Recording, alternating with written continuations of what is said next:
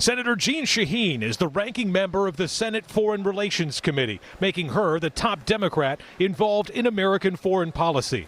She gets to advocate on issues of American global leadership while sometimes disagreeing with the Trump administration. Well, I look for areas that we agree on and point out where I disagree.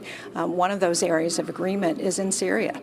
So glad to have you in the United States. Senator Shaheen sat down with Syrian President Ahmed al-Sharaa at the Syrian mission to the UN Monday afternoon.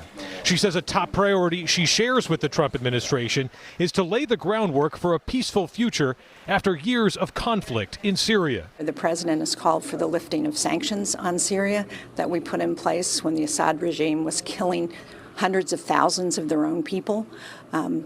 I have legislation that's bipartisan that would lift those sanctions in a way that would allow investment in Syria. I think that's really important if we're going to provide stability in the country. Ukraine and Israel are the big topics this week at the UN. Several U.S. allies offering formal recognition for a Palestinian state ahead of the General Assembly. While the focus is global, Senator Shaheen says the work of American foreign policy has an impact on everyday life at home. There are implications for us in New Hampshire for what we do internationally. We've seen it already this year with tariffs.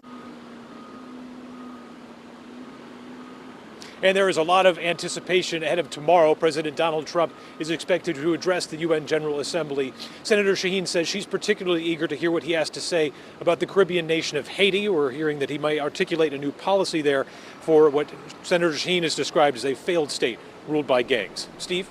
Well, so Adam, talk about all the world leaders kind of in one place at one time. A lot of them are already there. You mentioned President Trump going to be there tomorrow. What is the atmosphere right now around the UN like?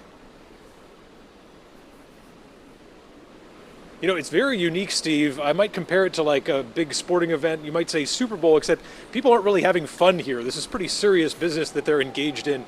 And it's something to see these big entourages because the traffic is so terrible. A lot of these world leaders and diplomats are rolling out with, 18, 20 security members and advisors down the sidewalk. And you kind of end up pushed to the side as they brush by. So it's definitely a very unique experience here at the United Nations, Steve. All right, and the reporting continues there from New York City Political Director Adam Sexton. Thank you.